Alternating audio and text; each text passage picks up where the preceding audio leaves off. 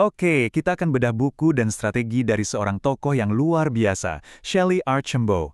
Beliau adalah salah satu CEO wanita Afrika Amerika pertama di industri teknologi. Sebuah pencapaian yang, wow, pastinya nggak mudah. Nah, ini dia pertanyaan yang selalu diajukan ke dia. Dan jujur aja, ini pertanyaan yang sering banget muncul di kepala kita kan. Kalau kita lihat orang yang suksesnya luar biasa, apalagi kalau kita tahu rintangannya banyak banget. Jawabannya ternyata bisa kita rangkum jadi 5 strategi utama. Nah, di pembahasan kali ini, kita akan gali lebih dalam ke 5 strategi ini satu persatu.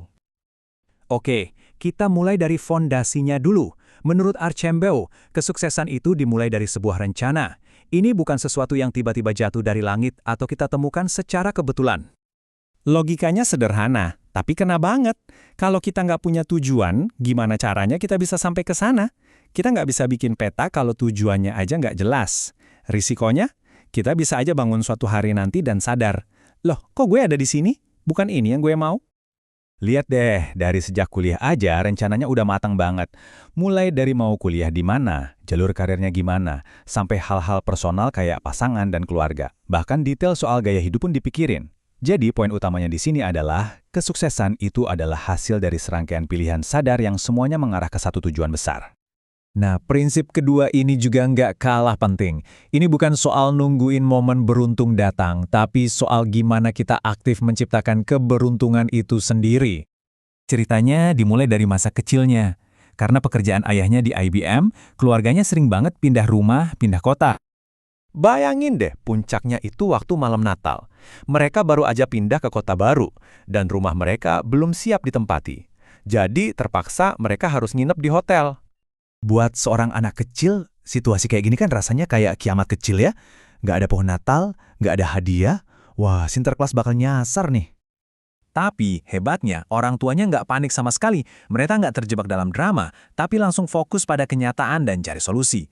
Ayahnya bahkan sampai keluar malam-malam dan berhasil meyakinkan pemilik toko untuk menjual pohon Natal yang ada di pajangan jendela tokonya yang udah tutup. Nah, cerita ini jadi contoh yang sempurna soal definisi keberuntungan menurut Archambault.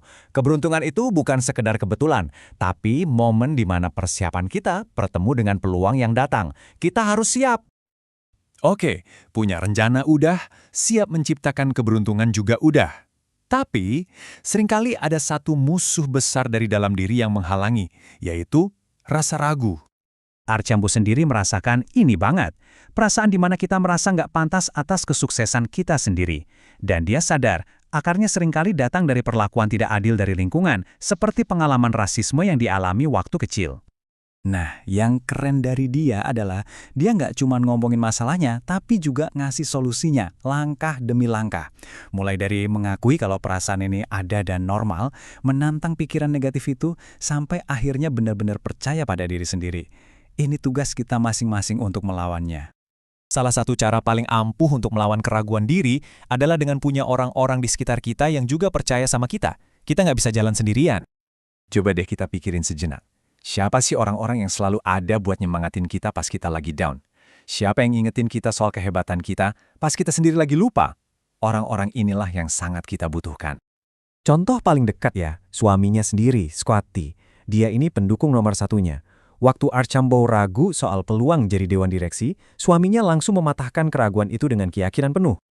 Intinya apa? Kita tuh harus proaktif. Sistem pendukung ini nggak datang itu aja, tapi harus kita bangun dengan sengaja. Cari mereka, atau bahkan tunjuk langsung teman kita untuk jadi penyemangat. Dan jangan lupa, kita juga harus jadi penyemangat buat orang lain. Oke, sekarang kita sampai di potongan puzzle terakhir, gimana caranya mengatur karir yang super sibuk dengan kehidupan personal yang juga butuh perhatian. Archambault ini nggak suka banget sama konsep work-life balance atau keseimbangan kerja hidup. Kenapa? Karena konsep itu seolah-olah ngasih standar yang mustahil dicapai, yang ujung-ujungnya cuma bikin kita ngerasa gagal dan bersalah. Dia lebih suka konsep integrasi. Jadi integrasi itu kayak gimana sih?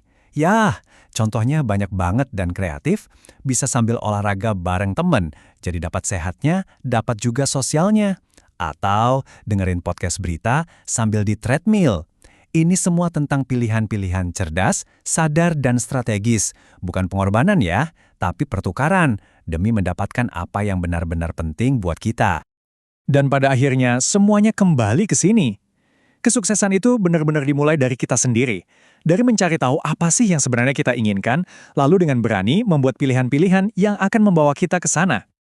Jadi, dari semua pembahasan ini, pelajarannya bukan cuma soal gimana Shelley Archambault bisa sukses, tapi yang lebih penting, ini adalah sebuah ajakan buat kita semua, buat kamu, untuk mulai bertanya ke diri sendiri, apa sih yang benar-benar kamu inginkan, dengan ambisius dan tanpa ragu.